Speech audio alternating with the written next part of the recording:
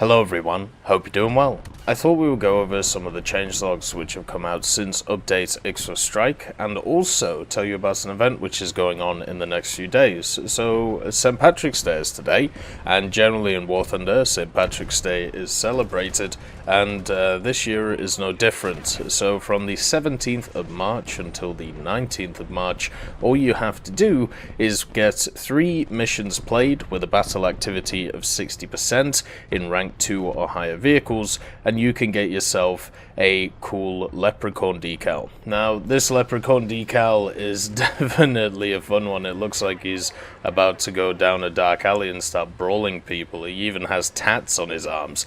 Whoever made this definitely enjoys the gritty Leprechaun. I've got to say I pretty enjoy it too. I think the style of it is pretty awesome. But yeah, so make sure to play 3 games in the next few days, and you can get yourself a pretty nice decal. I mean, why not, right? So on to the changelogs. The first one was from the 11th of March. This was a day after update Extra Strike was added, and it was update 2.5.0.17. The first thing that they added was the shell impact animation for the stat cards, or sorry, for the modification cards. Basically, impact animation has been added to shell info cards for ground and naval vehicles. I would definitely say this is a really nice little addition, even though it doesn't really add too much to the game. I think the fact that now we have a little animation to show people how shells impact stuff is pretty cool. One of my personal favorites is the proximity shell stuff. You can find these on naval machines and also many others. I think they look really nice, and it's just really funny watching the saber just move around a bit. The ME262A group naming has been corrected. It did have a little bit of a language issue to it. Luckily that's fixed. Separate launch option for the Tiny Tim rockets has been added for all aircraft featuring this rocket. So now you'll be able to individually fire them, or you'll be able to separate launch them from other rockets. I think this is pretty cool. You know, it obviously means that now you'll just have more variety when it comes to the use of the rockets. And also for the 82, 84 of all nations, the separate drop option has been added for the 1,000-pound bombs. There's a bunch of vehicles which have this now. The F2G Corsair, or the Super Corsair, also stuff like the Hellcats have it. This is actually a big deal because it means that now you have more options with what you can do with your bombs, especially in ground realistic, and you'll be able to get more kills with more bomb drops. The Sarkmar 6 2-pounder, the crew number has been raised from 3 to 4. I mean, that's great, since there is a 4-man crew in that thing. The G-Row crew number has been raised from 5 to 7. After spading that thing, I surprisingly had a quite fun time in this, and it was a little bit odd that only 5 of the crew members were actually counted. Luckily, they've now added in, I believe, the guy who's sat next to the driver, or near the driver, and then the machine gunner. Both of those guys weren't technically there.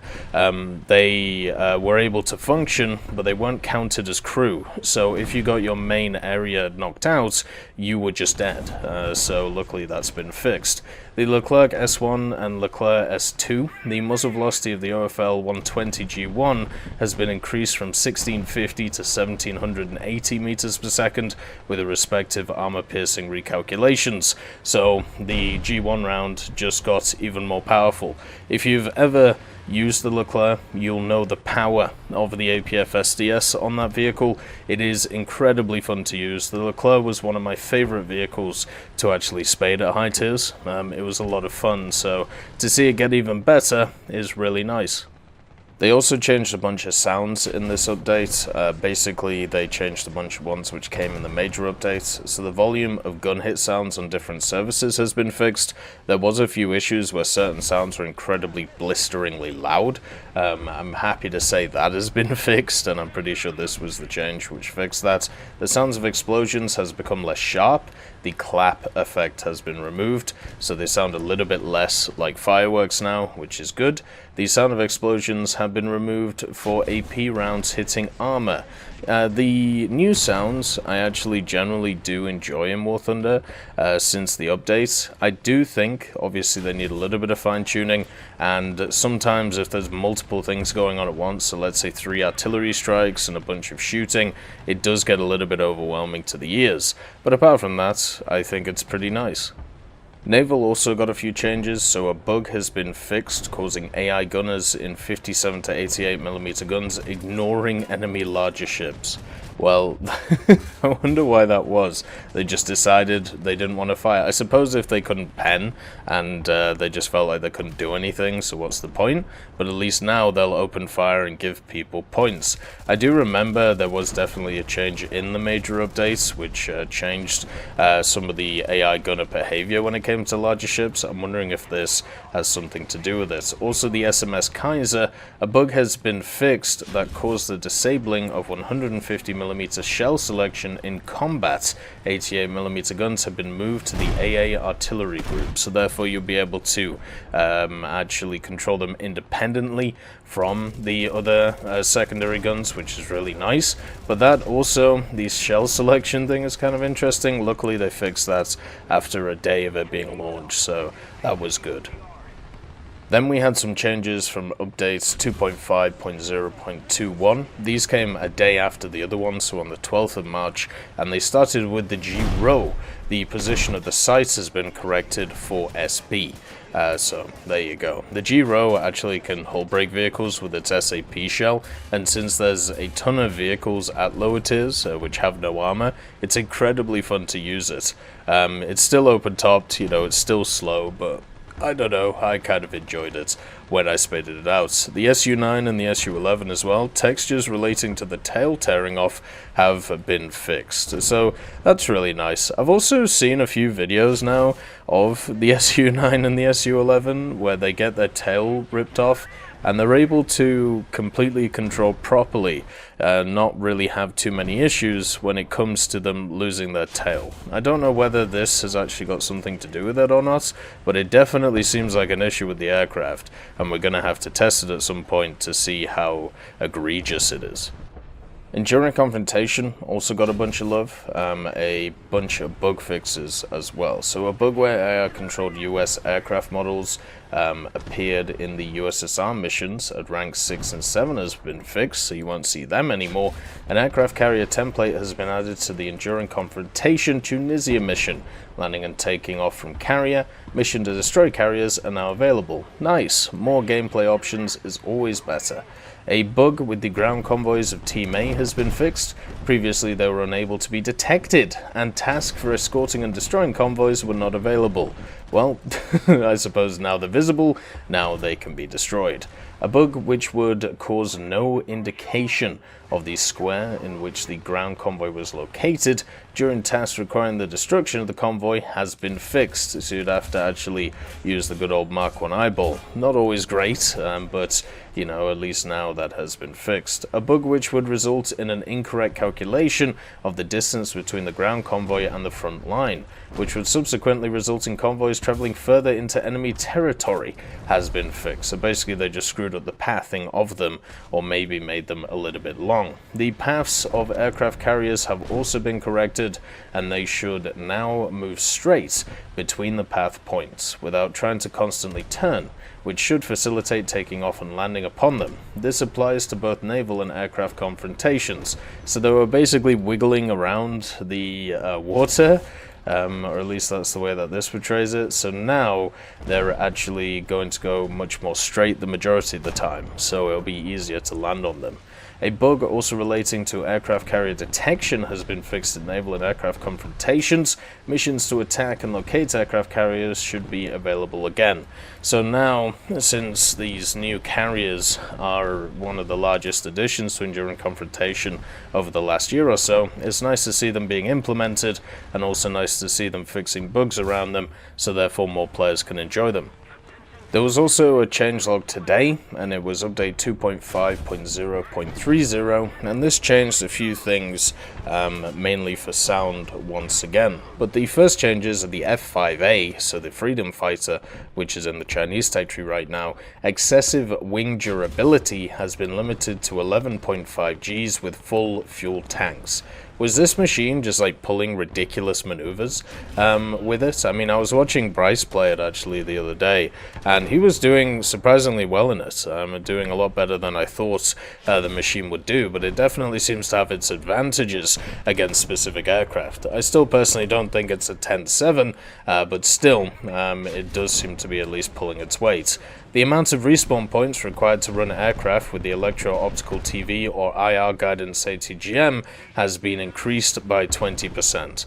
So this is the A7D with its Mavericks, and also the Tiger, Tiger UHT, I believe it is, for the Germans, which has the Fire and Forget PARS missiles. It's not a surprise to see this going up. Fire and Forget weaponry is incredibly easy to use in the game, and much easier than pretty much everything else, and if you have any game sense in the game, it's incredibly brain dead to use, and has been for a very long time when it comes to the Tiger helicopter. So as we get more and more of these systems in the game, it's going to get obviously much more people involved in them, and therefore it is very important that they are balanced accordingly now before they become spread out across the nations. Fire and Forget munitions in general I disagree with when it comes to air to ground, just because there is a lot of vehicles that have no counterplay to it, and it's also incredibly easy to do. Literally 2 clicks of the button the majority of the time while controlling your machine with other fingers.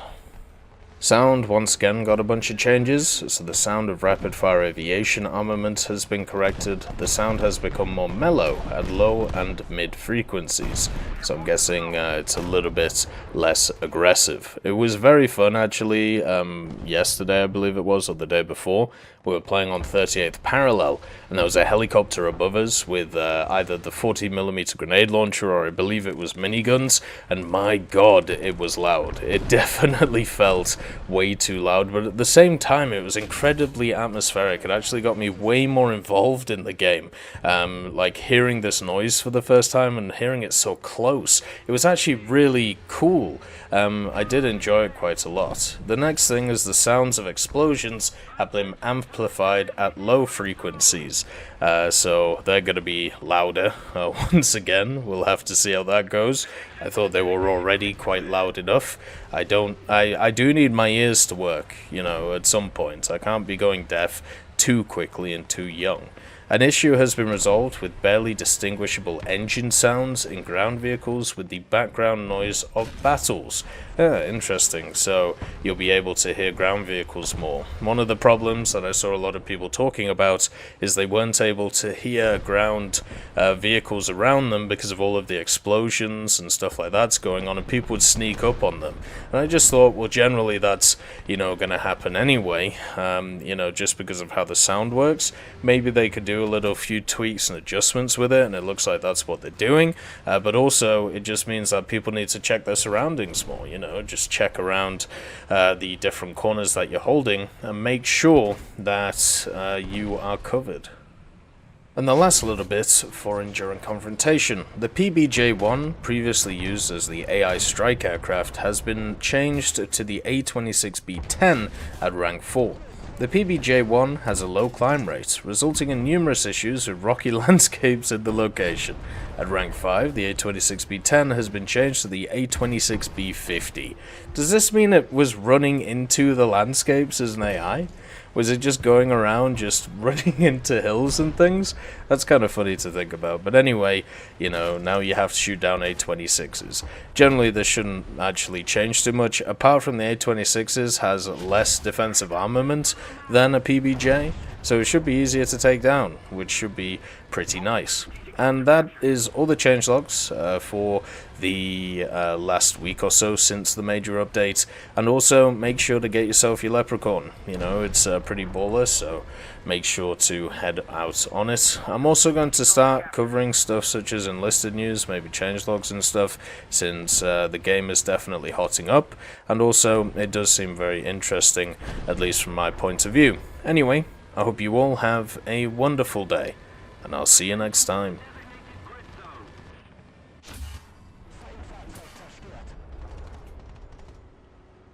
I'd just like to thank Teddy, John Ryman, Universe, Conte Baraka, Trigger Hippie, Eugens Terry, Ambrosius McClellan, Daniel Stanton, Martinez, B. Young, Hosest Kishol, Hans, Bareen, and Samuel Schlick for supporting the channel.